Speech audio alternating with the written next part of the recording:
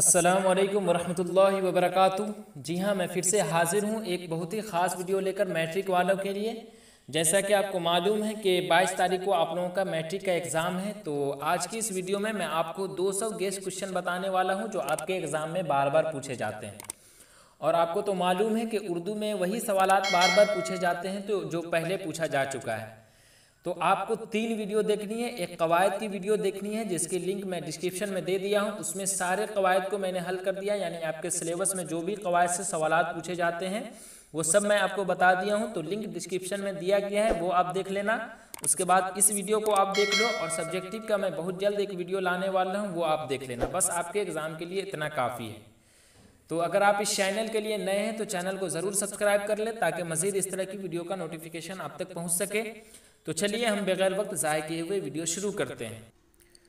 तो चलिए हम आगे टेलीग्राम पर यहाँ देखें स्टार्ट दिस क्यूज, उसके बाद आई एम रेडी। थोड़ा देर वेट करें, उसके बाद ये खुद ब खुद क्यूज शुरू हो जाएगा। देखिए किस तरह से सवालात आपके एग्जाम में पूछे जाते हैं। यहाँ आ गया सबसे पहला सवाल है, हम्द में किसकी तारीफ बयान की जाती है। तो देखिए हम्द में जो है वो खुदा ताला की तारीफ बयान की जाती है, इसलिए इसका सही जवाब है ऑप्शन ए। आगे देखिए हम्द के लग़वी माने क्या है। तो हम्द के लग़वी माने खुदा की तारीफ है।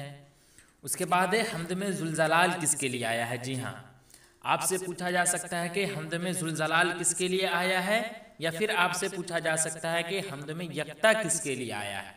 तो चाहे ज़ुलज़लाल पूछे चाहे यक्ता पूछे, दोनों का क्या हो जाएगा, खुदा के लिए आया है। आगे देखिए बाबे फैज़ से दोनों जहां को क्या मिलता है। तो दोनों जहां को क्या मिलता है, रिज़्क़ मिलता है, इसलिए इसका सही जवाब है ऑप्शन ए। शेर में कितने मिसरे होते हैं। जी हाँ, तो देखिए शेर में कितने मिसरे होते हैं। अगर शेर किसे कहते हैं, 2 मिसरा को मिलाकर एक शेर बनता है। तो शेर में कितने मिसरे होते हैं, तो 2 मिसरे होते हैं। दोहा में कितने मिसरे होते हैं, तो 2 मिसरे होते हैं। रुबाई में कितने मिसरे होते हैं, तो 4 मिसरे होते हैं। ये आप याद रखना। आगे देखिए अज़ का मुतरादिफ क्या होगा। हम्द खुदाए अज़्ज़ व जल है ना, तो उसमें अज़ जो है उसका मुतरादिफ हम्मानी अल्फाज पूछा जा रहा है। जैसे पाक और साफ एक हुआ ना, तो उसी तरह तो अज़्ज़ व जल कहते हैं ना, तो जल हो जाएगा, इसलिए इसका सही जवाब है ऑप्शन बी। आगे है जिस नज़्म में अल्लाह रब्बुल इज़्ज़त की तारीफ बयान की जाए उसे क्या कहते हैं। तो अल्लाह रब्बुल इज़्ज़त की सबसे पहले ये मैं आपको बताया हूँ हम्द कहते हैं। उसके बाद है जिस नज़्म में हुजूर अकरम सल्लल्लाहु अलैहि वसल्लम की तारीफ बयान की जाती है उसे क्या कहते हैं। ये है ना एक नाते रसूल पाक का मिसरा है खूब तर। तो नाते रसूल आया ना, तो जिसमें मतलब जिस नज़्म में हुजूर सल्लल्लाहु अलैहि वसल्लम की तारीफ बयान की जाती है उसे क्या कहते हैं, नात कहते हैं। इसी तरह आप याद रखना।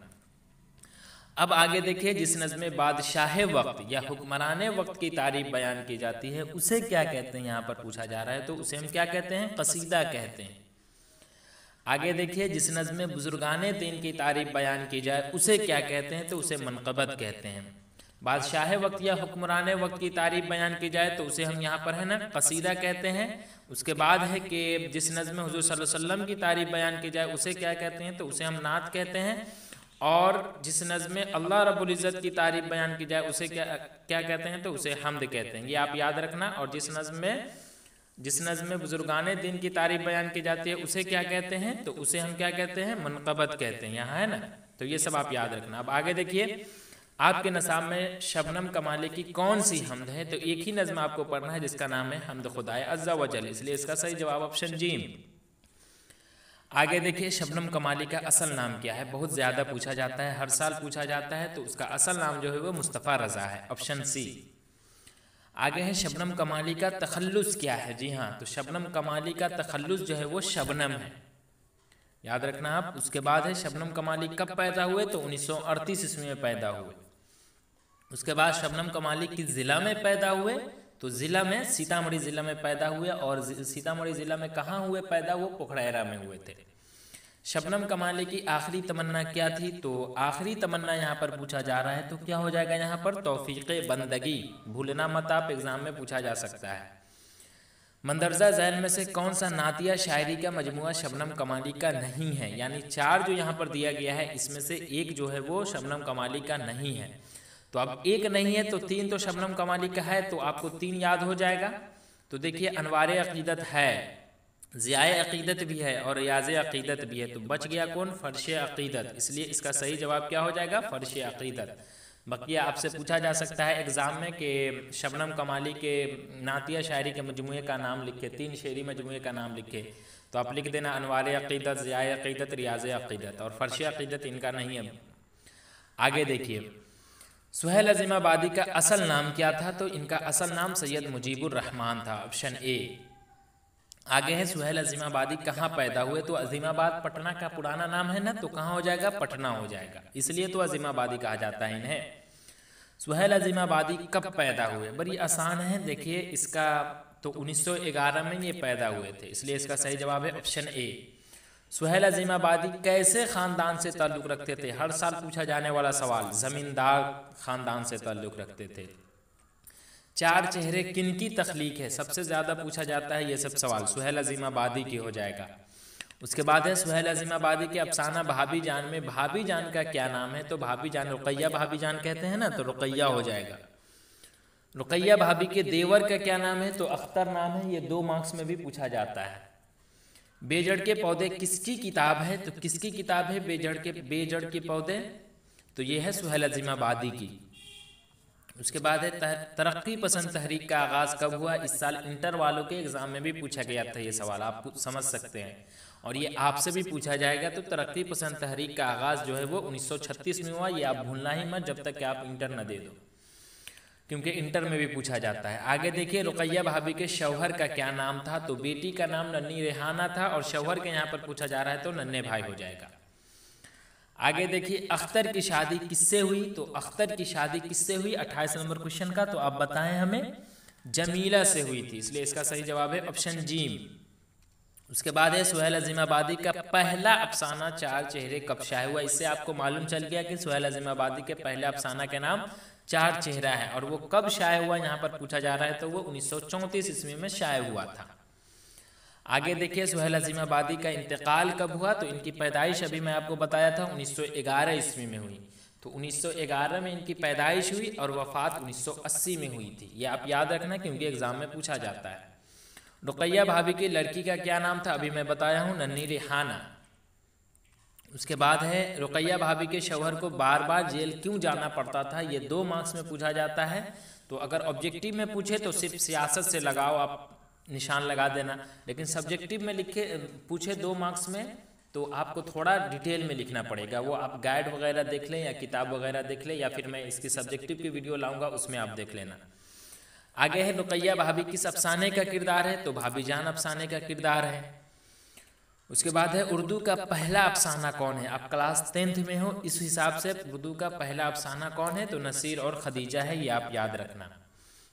डॉक्टर मोहम्मद मोहसिन का कौन सा अफसाना आपके निसाब में शामिल है? तो डॉक्टर मोहम्मद मोहसिन, जी हाँ, तो डॉक्टर मोहम्मद मोहसिन का कौन सा अफसाना आपके निसाब में शामिल है? तो वो है ना, तीसरा सबक तो ही है फिरार, तो इसलिए इसका सही जवाब है option A. Doctor Mohammad Mohsin की पैदाइश कब हुई? तो इनकी पैदाइश जो है वो कब हुई थी? तो वो 1910 में हुई थी। 1911 में सुहेल अज़ीमाबादी की और 1910 में डॉक्टर मोहम्मद मोहसिन की। कितना आसान है याद करना। उसके बाद है, डॉक्टर मोहम्मद मोहसिन के वालिद का नाम क्या था? तो इनके वालिद का नाम क्या था? सैयद मोहम्मद रशीद, इसलिए इसका सही जवाब है ऑप्शन ए।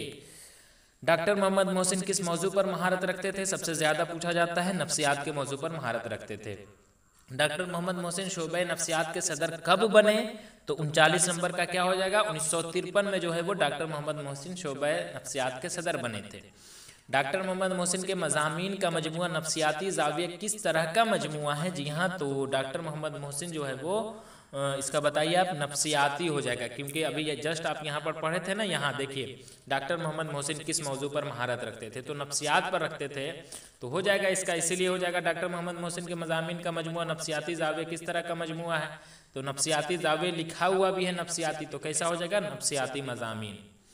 आगे देखिए, ज़ख्म का फूल किस शायर का शेरी मजमुआ है? तो देखिए इससे मालूम चल गया कि ये एक शेरी मजमुआ है, और किनका है? तो डॉक्टर मोहम्मद मोहसिन का है। आपसे पूछा जा सकता है 2 मार्क्स में कि डॉक्टर मोहम्मद मोहसिन के एक शेरी मजमुए का नाम लिखे, तो क्या हो जाएगा? ज़ख्म का फूल। महमूद की अहलिया यानी बीवी का क्या नाम है? जी यहाँ 42 नंबर क्वेश्चन का, तो आप बताइए हमें। ज़ुबैदा। उसके बाद हो जाएगा आगे अफसाना फिरार में महमूद का एक दोस्त है, उसका क्या नाम है? अजीम सबसे ज़्यादा पूछा जाता है, याद रख लेना आप। अफसाना कटी हुई शाख के अफसाना निगार कौन है? तो कमर जहां है। आगे देखिए सवाल नंबर 45 क्या पूछा जाता है?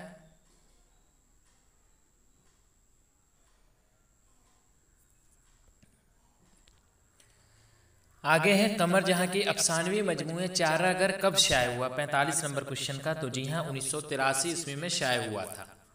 ये कुछ रुक गया था नेटवर्क प्रॉब्लम की वजह से, इसके लिए मैं माजरत चाहता हूँ। आगे देखिए अफसाना जुनून वफा के अशात किस रिसाला में हुई?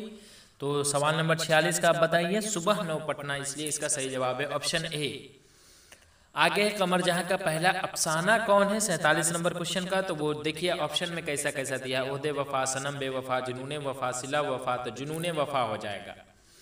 उसके बाद देखिए अफसाना कटी हुई शाख में एक ही मर्द का किरदार है, उसका नाम क्या है? तो देखिए असद तो इसमें दिया हुआ है, इससे आप समझ गए, लेकिन किस तरह उर्दू में लिखा जाता है असद? तो देखिए 3 नंबर ऑप्शन में असद अलिफ सीन दाल से। आगे है अजनबी चेहरे किसकी तसनीफ है? 49 नंबर क्वेश्चन का। तो वो कमर जहां की, इसलिए इसका सही जवाब है ऑप्शन बी। आगे देखिए कमर जहां की पैदाइश कब हुई? तो वो 1951-52 में हुई थी, इसलिए इसका सही जवाब है ऑप्शन डी। आप याद करते जाएं, देखते जाएं। कमर जहां के वालिद का क्या नाम था? तो कमर जहां के वालिद का नाम सैयद अताउल हक था। उसके बाद देखिए कमर जहां किस यूनिवर्सिटी में उस्ताद हैं? तो 52 नंबर क्वेश्चन का क्या हो जाएगा? भागलपुर। ये हर साल पूछा जाता है। उसके बाद है निगार अजीम का असल नाम पूछा जा रहा है यहाँ पे, तो मलका महर निगार हो जाएगा। भूलना मत आप, क्योंकि ये एग्जाम में पूछा जाता है। निगार अजीम की पैदाइश कब हुई? 54 नंबर क्वेश्चन का। तो ये हो जाएगा, देखिए निगार अजीम की पैदाइश के बारे में आपके किताब में जिक्र नहीं किया गया है। एक साल पूछ दिया था कि इनकी पैदाइश कब हुई, तो किताब में जिक्र किया ही नहीं गया है, तो आप सीधे इनमें से कोई पर क्लिक कर देंगे अगर आ जाए एग्जाम में। तो आगे है निगार अजीम का असल नाम क्या था? तो अभी जस्ट मैं आपको बताया हूँ, मलका महर निगार। निगार अजीम का मजमुआ गहन कब शाये हुआ? तो गहन कब शाये हुआ था? तो वो 1999 ईस्वी में शाये हुआ था। उसके बाद है निगार अजीम के सफरनामा का क्या नाम है? तो सफरनामा का नाम क्या है? गर्द आवारगी, इसलिए इसका सही जवाब है ऑप्शन जी। अफसाना आशियाना में मरकजी किरदार कौन है? तो देखिए अफसाना आशियाना के मुसन्निफ कौन है? निगार अजीम है ना, तो बरकत अली सिद्दीकी है इसका मरकजी किरदार।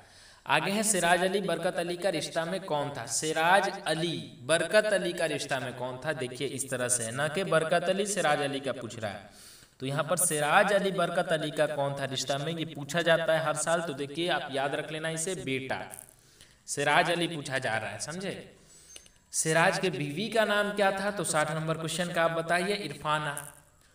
उसके बाद आगे देखिए निगार अजीम का कलमी नाम क्या है? यहाँ पर असल नाम नहीं पूछा जा रहा है, बल्कि कलमी नाम पूछा जा रहा है, तो कलमी नाम यहाँ पर निगार अजीम ही हो जाएगा। अगर असल नाम पूछता तब मलका महर निगार हो जाता। ग्लोबल वार्मिंग कैसा मसला है? इस साल भी पूछा जाएगा, क्योंकि ये हर साल ये सवाल तो फिक्स है कि पूछा ही जाता है, संगीन हो जाएगा। उसके बाद है कार्बन डाइऑक्साइड गैस में कितना इजाफा हुआ? ये भी पूछा जाता है 31%। यहाँ पर वही सवाल दिए गए हैं जो हर साल पूछे जाते हैं। ज़मीन का दर्जा हरारत गुज़श्ता 100 सालों में कितना बढ़ गया है? तो ये हो जाएगा ऑप्शन जी 0.75। उसके बाद है बाल ज्ञान कॉन्फ्रेंस कब मुनक़द हुआ? 65 नंबर क्वेश्चन का। तो आप बताइए हमें। 2008 में हुआ था। देखिए बाल ज्ञान कॉन्फ्रेंस यहाँ पर पूछा जा रहा है, तो ये 2008 में हुआ था। और आगे एक और क्वेश्चन आएगा, वो मैं आपको बताऊंगा। फिलहाल ये देखिए बाल ज्ञान कॉन्फ्रेंस कब मुनक़द हुआ? तो ये 2008 में हुआ। डबल आ गया, एक ही क्वेश्चन। उसके बाद है बाल ज्ञान कॉन्फ्रेंस हिंदुस्तान के किस शहर में मुनक़द हुआ? जो 2008 में हुआ था, तो वो कहाँ हुआ था? तो 67 नंबर क्वेश्चन का आप हमें बताइए। तो दीमापुर में, ऑप्शन ए। अब आगे देखिए क्वेश्चन क्या है, कीटो में ग्लोबल वार्मिंग पर कॉन्फ्रेंस कब हुई थी? यहाँ पर सबसे ज्यादा यही दोनों सवाल पूछा जाता है। सबसे पहला ये था कि बाल ज्ञान कॉन्फ्रेंस कब मुनक़द हुआ? तो ये 2008 में हुआ था। लेकिन यहाँ पर पूछा जा रहा है कीटो में ग्लोबल वार्मिंग पर कॉन्फ्रेंस कब हुई थी? तो बच्चे कंफ्यूज कर जाते हैं यही दोनों क्वेश्चन की वजह से कि 2007-2008 का मामला है। तो यहाँ पर देखिए ग्लोबल वार्मिंग कॉन्फ्रेंस कब हुआ? तो वो 2008 में हुआ। तो उससे पहले हुआ था, यानी कीटो में ग्लोबल वार्मिंग, यानी पहले हुआ था ग्लोबल वार्मिंग पर कॉन्फ्रेंस, तो वो 2007 में हुआ। ये दोनों एग्जाम में पूछे जाते हैं, इसलिए कंफ्यूज आप मत करना। आगे देखिए ग्लोबल वार्मिंग कॉन्फ्रेंस में कौन मशहूर साइंसदान शरीक हुए? तो जी हाँ, APJ अब्दुल कलाम।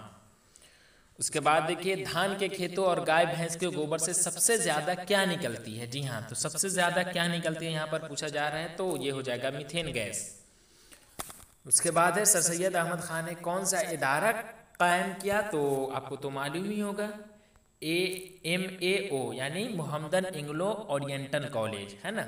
उसके बाद देखिए किस उम्र में सर सैयद अहमद खान ने ईस्ट इंडिया कंपनी की मुलाजमत इख्तियार की, तो 72 नंबर क्वेश्चन का क्या हो जाएगा, 21 साल हो जाएगा, ऑप्शन ए। उसके बाद देखिए सर सैयद अहमद खान का मकबरा कहाँ है, 73 नंबर क्वेश्चन है, तो ये अलीगढ़ में है। अलीगढ़ मुस्लिम यूनिवर्सिटी से इनका ज़्यादा लगाव था।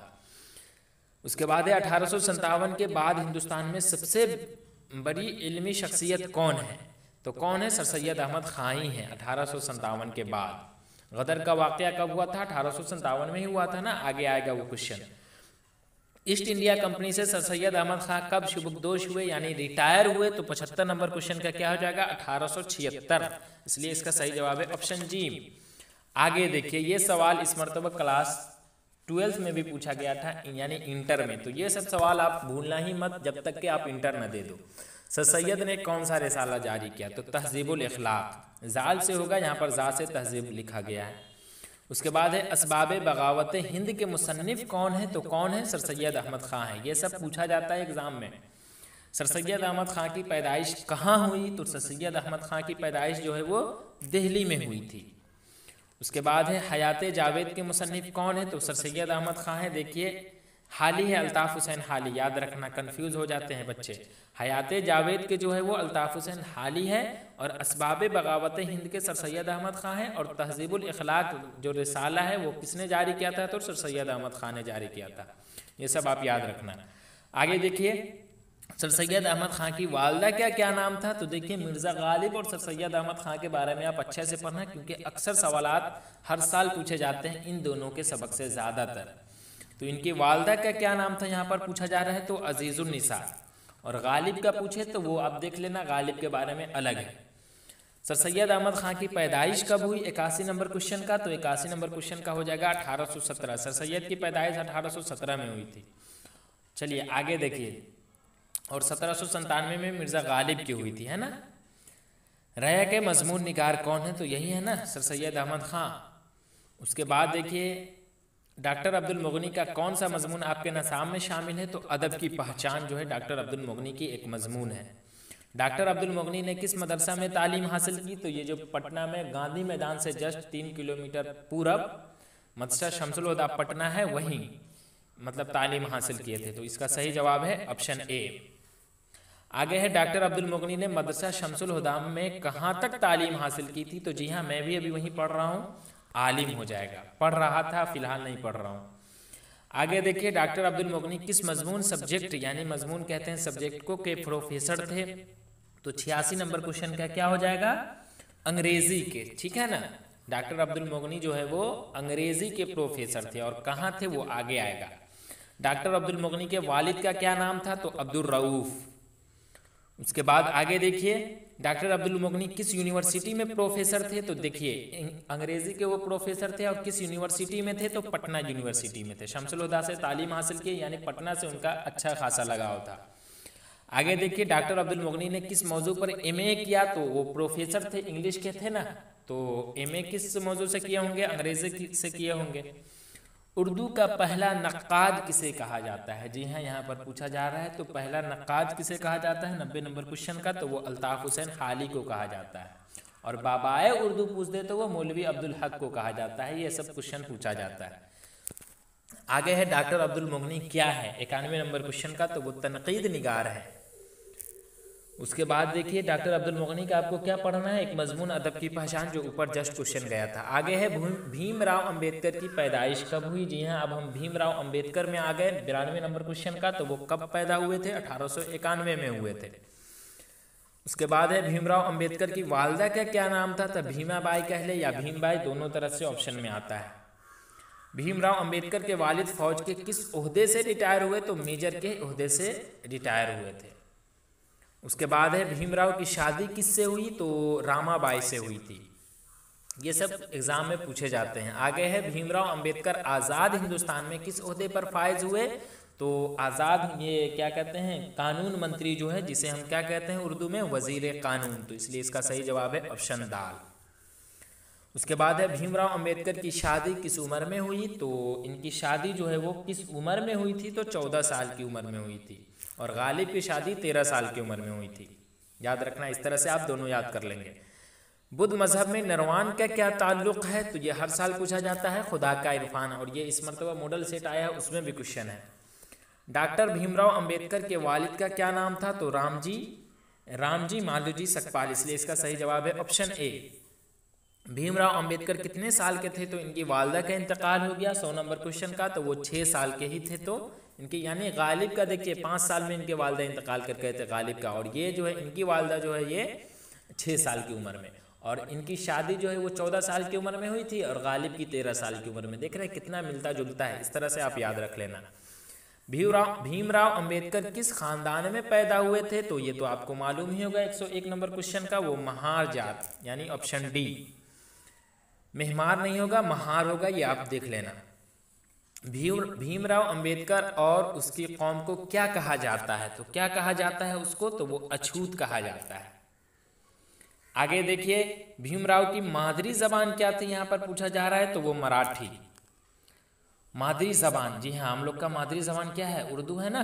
उसके बाद दस्तूर साज कमेटी के सदर कौन थे, तो दस्तूर साज कमेटी के सदर जो थे वो भीमराव अंबेडकर ही थे। आगे देखिए, आगे क्या है, भीमराव अंबेडकर को सब लोग प्यार से क्या कहते थे, तो इसे भीमा कहा करते थे सब लोग प्यार से, इसलिए इसका सही जवाब क्या हो जाएगा, ऑप्शन डी। लुत्फुर रहमान की पैदाइश कब हुई, 106 नंबर क्वेश्चन का, तो इनकी पैदाइश जो है वो 1941 में हुई थी, तो इसलिए इसका सही जवाब है ऑप्शन ए। आगा हश्र के किसी एक ड्रामे का नाम बताइए, तो जी हाँ, एक ड्रामे का नाम पूछा जा रहा है, तो वो रुस्तम सहराब हो जाएगा। उसके बाद देखिए आगे, लुत्फुर रहमान के वालिद का क्या नाम था, तो इनके वालिद का नाम जो था वो क्या था, मौलवी अब्दुल गफूर, इसलिए इसका सही जवाब है ऑप्शन ए। ड्रामा की तकमील का लाजमी उनसर क्या है, तो देखिए ड्रामा कहाँ होता है ये आप हमें बताइए, स्टेज पर ही होता है ना, तो इसलिए इसका सही जवाब इसी तरह आप याद रखें, स्टेज हो जाएगा। लुत्फुर रहमान का आबाई वतन कहाँ था, तो इनका आबाई वतन देखिए सब में दरभंगा है, तो इससे आपको मालूम चल गया कि दरभंगा में है। लेकिन अब देखिए जाले दरभंगा या बर्दीपुर दरभंगा या कमतौल दरभंगा या रेउढ़ा दरभंगा, तो यही आपको याद रखना है। तो क्या हो जाएगा इसका सही जवाब, ऑप्शन ए में जो है रेउढ़ा और दरभंगा वही।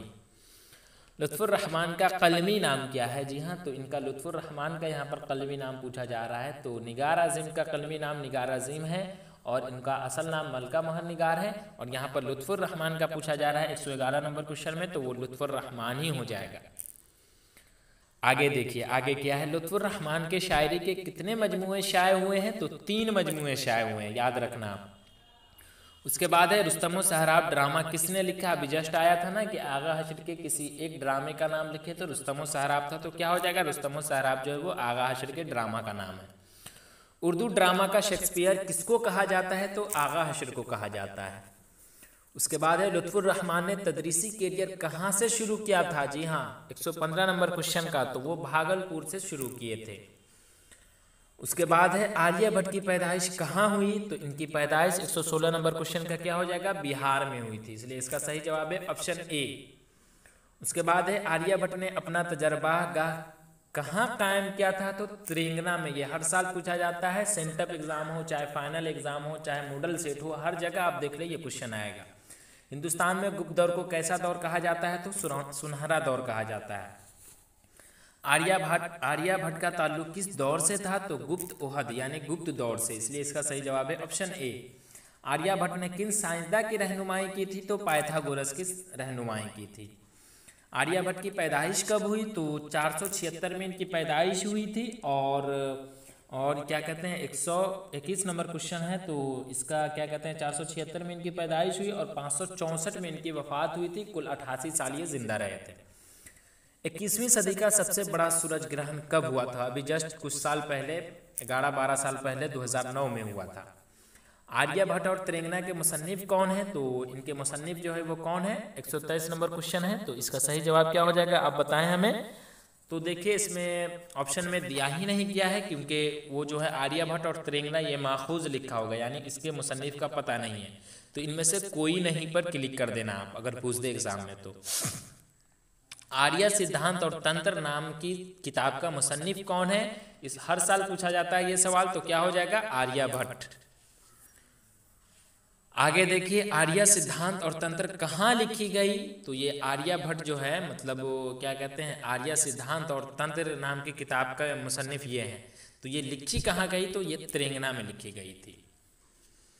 किस साइंसदान ने पहली बार ये साबित किया कि जमीन गोल है? तो यही आर्यभट्ट ने ही साबित किया था। किसी सैयारा या सितारा पर मुकम्मल तौर पर पर्दा पड़ जाने को क्या कहते हैं? 127 नंबर क्वेश्चन का। तो क्या कहते हैं उसे हम कहते हैं ग्रहण। ये 2 मार्क्स में पूछा जा सकता है कि ग्रहण किसे कहते हैं। तो क्या आप कहना है? किसी सैयारा या सितारा पर मुकम्मल तौर पर पर्दा पड़ जाने को हम ग्रहण कहते हैं। जमीन के बाशिंदों को कितने तरह के ग्रहण से गुजरना पड़ता है? तो 128 नंबर क्वेश्चन का आप हमें बताइए। 2 ही है ना, सूरज ग्रहण और चांद ग्रहण। आगे देखिए, जमीन के बाशिंदों को 2 तरह के ग्रहण से साबका पड़ता है, उसका नाम क्या है? तो देखिए, सूरज ग्रहण और चांद ग्रहण होता है ना, तो क्या हो जाएगा? ऑप्शन डी, सूरज और चांद ग्रहण दोनों। चांद किसका तवाफ करता है? तो किसका तवाफ करता है? जमीन का, इसलिए इसका सही जवाब है ऑप्शन बी। जमीन किसके चारों तरफ घूमती है? तो देखिए, चांद किसका तवाफ करता है? तो वो जमीन का। और जमीन किसके चारों तरफ घूमती है? तो वो सूरज हो जाएगा। उसके बाद देखिए, सूरज ग्रहण कैसा वाकया है, यहाँ पर पूछा जा रहा है। तो ग्लोबल वार्मिंग कैसा वाकया है? तो वो संगीन मसला है ना, वो कैसा मसला है पूछा जाता है, तो वो संगीन है। यहाँ पर पूछा जा रहा है सूरज ग्रहण कैसा वाकया है, तो कैसा हो जाएगा? जोग्राफियाई, जिसे हम कहते हैं भूगोल। सूरज ग्रहण का वाकया इंसानों के लिए क्या बना हुआ है? हैरत का मौजू, तजस्सुस का मौजू, तहकीक का मौजू, या इनमें से कोई नहीं? तो तजस्सुस का हो जाएगा। तजस्सुस यानी जिज्ञासा का विषय जो कहते हैं। 2009 ईस्वी जैसे सूरज ग्रहण को दोबारा देखने के लिए कितने सालों का इंतजार करना पड़ेगा? तो जी हाँ, आप किताब खोलेंगे तो इसमें क्लियर लिखा हुआ है 123 साल का, यानी 2009 में जो हुआ था सूरज ग्रहण। तो अब आप उस तरह का अगर देखना चाहते हैं सूरज ग्रहण, तो वो आप 123 साल आगे बढ़ जाएं। तेलंगाना किस जबान का लफ्ज है? तो तेलंगाना किस जबान का लफ्ज है? 135 नंबर का। तो वो हिंदी है। ये सब आपकी किताब में है। आगे देखिए, मसूरी स्टेशन का नाम क्या है? तो वो तेलंगाना ही है। आगे है नज़ीर अहमद, नून जाल से नज़ीर होगा, यहाँ पर जे से है। नज़ीर अहमद की पैदाइश कब हुई? तो 1836 में हुई थी। उसके बाद है तौबतुन नसूह, किसका नाविल है? तो ये नज़ीर अहमद का है। उसके बाद आगे देखिए, नज़ीर अहमद के पहले नाविल, जी हाँ, नज़ीर अहमद को पहला नाविल निगार कहा जाता है। तो इनका पहला नाविल जो है वो क्या है? तो मरातुल उरूस है। नज़ीर अहमद ने किसकी तालीम और तरबियत के लिए नाविल लिखी है? तो बेटियों के। देखिए, बेटों, मुसलमानों, बेटियों और रिश्तेदारों। अब जिन्हें उर्दू नहीं लिखने आता होगा, वो बेटों और बेटियों किस तरह लिखा जाता है ये मालूम नहीं रहेगा, इसलिए जानते हुए वो गलत कर देंगे। तो देखिए, ऑप्शन सी में किस तरह से लिखा गया है? बेटियों। तो बेटियों का हो जाएगा, ये जो है बेटियों, ये हो जाएगा, इसलिए इसका सही जवाब है ऑप्शन जी। आगे देखिए, नज़ीर अहमद का ताल्लुक उर्दू नसर के किस सिन्फ से था? तो किस सिन्फ से था? 141 नंबर क्वेश्चन का। तो वो नाविल से, क्योंकि नून से नाविल और नून से नज़ीर। यहाँ पर देखिए, मैंने गलत टिक लगा दिया था, आप ये देख लेना, ये हो जाएगा ऑप्शन ए। नज़ीर अहमद का ताल्लुक उर्दू नसर के किस सिन्फ से है? तो नून से नज़ीर और नून से नाविल, इसलिए इसका सही जवाब क्या है? ऑप्शन ए। आगे है, इनमें से कौन नाविल नज़ीर अहमद का नहीं है? तो अब देखिए, नहीं है तो ये सवाल आप गलत छोड़ दें, क्योंकि इसमें कुछ गलतियां हैं। तो इसमें मंसूर मोहना भी नहीं है और फिरदौस बरी भी नहीं है। आगे देखिए, टेम्पल साहब में नज़ीर अहमद ने किस शोबा में मुलाजमत शुरू की? तो जी हाँ, आप बताएं, तालीम, इसलिए इसका सही जवाब है ऑप्शन ए। नाविल तौबतुन नसूह में मरकजी किरदार कौन है? जी हाँ, तो तौबतुन नसूह, नसूह आया ना, तो कौन हो जाएगा? नसूह। उसके बाद देखिए, उर्दू में पहला नाविल निगार किसे कहा जाता है? इंटर में भी पूछा गया था, नून से नाविल, नून से नज़ीर, इसी तरह आप याद रखना, तो डिप्टी नज़ीर अहमद। नज़ीर अहमद की मंझली बेटी का नाम क्या था? तो मंझली बेटी यहाँ पर पूछा जा रहा है 146 नंबर क्वेश्चन का। तो क्या हो जाएगा? हमीदा हो जाएगा, ना कि फहमीदा। फहमीदा तो बीवी का नाम था ना, जो आगे आएगा। इनमें रतन नाथ सरसार का नाविल कौन सा है? यहाँ पर पूछा जा रहा है, तो ऑप्शन बी में जो है शेरे कहकसार, वो हो जाएगा। नसूह और हमीदा किस इक़्तिबास के किरदार है? तो फहमीदा और हमीदा जो है उसी इक़्तिबास के हैं ना, जो है फहमीदा और मंजली बेटी हमीदा की गुफ्तगू वो हो जाएगा। आगे है डॉक्टर नज़ीर अहमद की आखिरी नावल का कौन है, तो आखिरी नावल यहाँ पर पूछा जा रहा है। पहला नावल तो मरातुल उरूस है और आखिरी क्या हो जाएगा यहाँ पर, तो आखिरी बताए रोयाए सादका।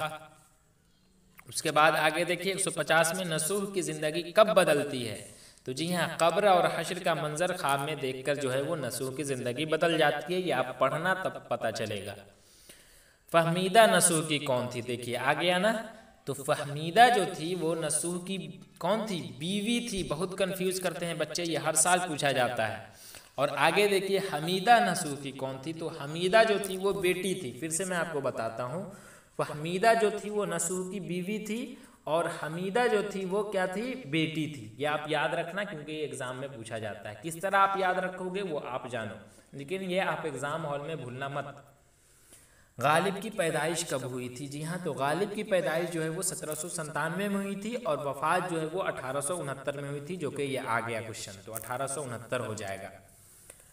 आगे है गालिब की उम्र क्या थी जब इनकी शादी हुई थी, तो 13 साल, मैं आपको बताया था ना, 13 साल की उम्र में इनकी शादी हुई थी। और भीमराव अंबेडकर की 14 साल की उम्र में। आगे है गालिब किस मुगल बादशाह के उस्ताद थे, तो बहादुर शाह जफर के। ये आप इंटर में भी पढ़ना है आपको, इसलिए भूलना मत। दायम पड़ा हुआ तेरे दर पर नहीं हूँ मैं, ये इंटर में पढ़ना है। ये जो बात है, ये गज़ल जो है इनका, ये बहादुर शाह जफर को ही कह रहे थे, तो वो आप इंटर में पढ़ना। फिलहाल अभी आप इतना याद रखो कि गालिब किस मुगल बादशाह के उस्ताद थे, तो ये बहादुर शाह जफर के थे। आगे देखिए गालिब का तखल्लुस इब्तिदा का मतलब होता है पहला, यानी पहले क्या था, तो पहले असद था, लेकिन अब जो है वो गालिब है। पहले पूछ दे तो वो असद हो जाएगा।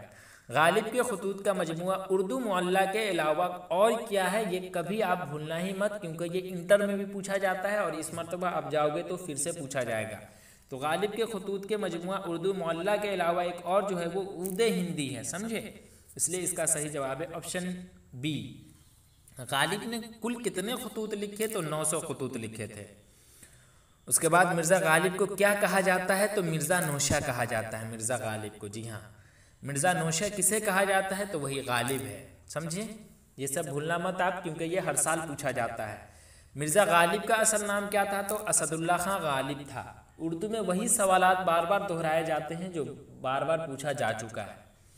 आगे देखिए गदर का वाक़या कब हुआ, तो अभी जस्ट मैं बताया था आपको 1857 में हुआ था। गालिब ने उर्दू के अलावा किस ज़बान में शायरी की, तो फ़ारसी ज़बान में शायरी की थी उर्दू के अलावा। मिर्ज़ा गालिब के चचा कहाँ मुलाजिम थे, तो वो जो थे वो कहाँ मुलाजिम थे, 165 नंबर क्वेश्चन का, तो वो कहाँ थे, फ़ौज में थे। आगे देखिए उर्दू फारसी में खतूत निगारी की रिवायत कब से मिलती है, तो जी हाँ, कब से मिलती है, 166 नंबर क्वेश्चन का आप बताएं हमें, तो वो शेर शाह सूरी के ज़माने से, इसलिए इसका सही जवाब है ऑप्शन डी। उर्दू में खतूत का सिलसिला किसने शुरू किया था, तो खतूत का सिलसिला ये मिर्ज़ा गालिब ने ही तो शुरू किया था ना। आगे देखिए आगे क्या है, एक शेर के बदले कौन अपना पूरा दीवान देने को तैयार थे, तो यही मिर्ज़ा गालिब ही जो थे वो एक शेर के बदले पूरा दीवान देने के लिए तैयार थे। शहबाज का पूरा नाम क्या था, 169 नंबर क्वेश्चन का, तो Abdul Ghafoor Shahbaz.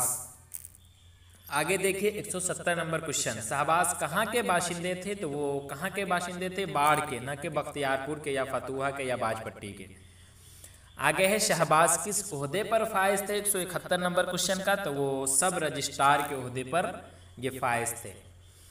East India company के ज़ेरे एहतमाम कौन सा अखबार जारी हुआ, तो दारुल सल्तनत। ये आप भूलना ही मत, क्योंकि ये एग्ज़ाम में पूछा जाता है। शहबाज की वफ़ात कब हुई, 173 नंबर क्वेश्चन, तो 1908 में हुई। वफ़ात पूछा जा रहा है।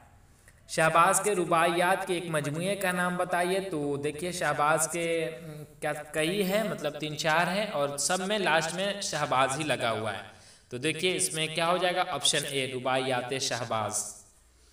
शामिल नसाब मकतूब में शहबाज ने किसके नाम लिखा है, तो किसके नाम लिखा है, अब्दुल गफूर शहबाज ने। तो आपको क्या पढ़ना है इनका, ये जो है मकतूबात शहबाज, तो अपने बेटी सुगरा के नाम इन्होंने लिखा है ना, तो इसलिए इसका सही जवाब बेटी के नाम, बेटी का नाम सुगरा है, जो आगे आएगा क्वेश्चन, या आ गया ना। शहबाज जिस बेटी के नाम खत लिखा है उस बेटी का नाम क्या है, तो सुगरा, याद रखना। और एक और बेटी छोटी थी, छुटकी वाली, उसका नाम अब आगे आ गया। ये देखिए मकतूब शहबाज में बुशरा कौन थी, तो जी हाँ, सुगरा की छोटी वाली बहन थी बुशरा, तो क्या हो जाएगा, मकतूबे शहबाज में बुसरा जो है वो बेटी थी, समझे। और अगर पूछ देते कि सुगरा की कौन थी बुशरा, तो वो बहन थी। और यहाँ पर पूछा जा रहा है सीधा कि मकतूबे शहबाज में बुसरा कौन थी, तो वो बेटी थी। शहबाज की कौन सी तालीम मुतासिर हुई, तो 178 नंबर क्वेश्चन का बताइए हमें, तो कौन सी, अंग्रेजी की। उसके बाद देखिए मेहदी अफादी यूपी के किस शहर में पैदा हुए, तो 179 नंबर का गोरखपुर हो जाएगा, गोरखपुर में पैदा हुए थे। मेहदी अफादी का असल नाम क्या था, तो मेहदी हसन असल नाम था इनका। उसके बाद मेहदी अफादी ने ज़ेरे नसाब ख़त में किसको मुखातिब किया है, तो मकबूल अहमद समदानी को। जी हाँ, याद रखना आप, मकबूल अहमद समदानी को जो है वो क्या कहते हैं, मुखातिब किए हैं।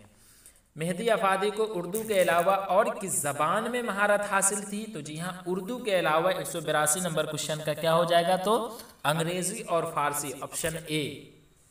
उसके बाद देखिए मेहदी अफादी के वालिद कैसे आदमी थे, तो मजहबी आदमी थे, समझे।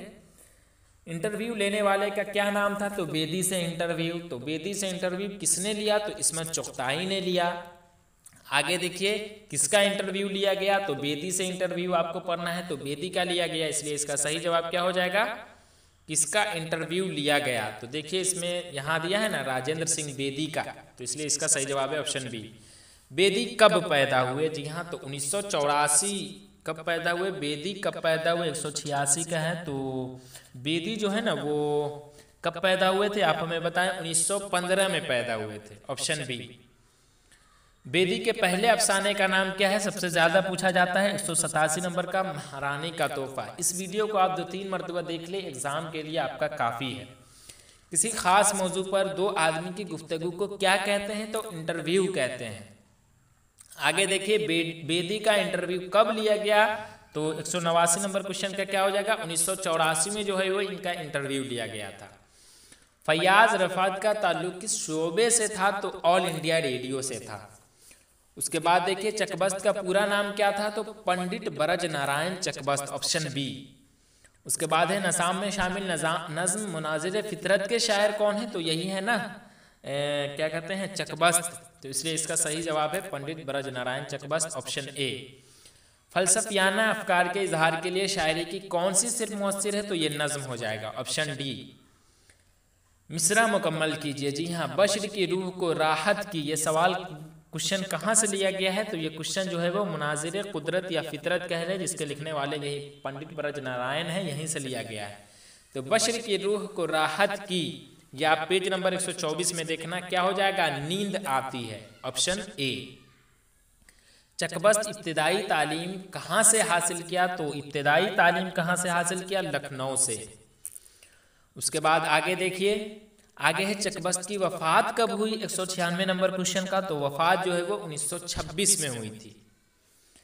आगे देखिए किस मुगल बादशाह ने ताजमहल तामीर कराई थी, तो आपको तो मालूम ही होगा कि शाहजहां जो है वो क्या कहते हैं, ताजमहल की तामीर कराई थी। और ताजमहल किसके याद में बनाया गया था, तो महल तो हो ही गया, महल ताजमहल, तो किसके मतलब याद में बनाया गया, मुमताज महल, महल इसमें भी आ गया, तो इसलिए इसका सही जवाब है ऑप्शन जी। 199 नंबर क्वेश्चन देखिए, जगन्नाथ आजाद का ताल्लुक किस शहर से है, तो ईसा खेल पाकिस्तान से है। आगे देखिए इंडिया गेट की तामीर किस हुक्मरान ने कराई, तो इंडिया गेट की तामीर जो है वो किसने कराई थी, तो 200 नंबर क्वेश्चन का अंग्रेजों ने कराई थी, इसलिए इसका सही जवाब है ऑप्शन जी। तो इस तरह से मैंने वो सारे सवालात जो आपके एग्जाम में पूछे जाते हैं सब मैंने आपको बता दिया है। रोशनी से मैंने यहाँ पर सवाल नहीं दिया है, अगर आपने इतना भी कर लिया तो आपके एग्जाम के लिए काफ़ी है, ऑब्जेक्टिव के लिए। लेकिन अगर आप लोग कमेंट करेंगे तो मैं रोशनी से भी कुछ सवालात जो गेस करके मैं ला दूंगा, लेकिन आप लोग कमेंट करेंगे तो वीडियो कैसी लगी आप कमेंट में ज़रूर बताना। इंशाअल्लाह फिर मैं एक बहुत ही ख़ास वीडियो लेकर आऊँगा, तब तक के लिए खुदा हाफिज़।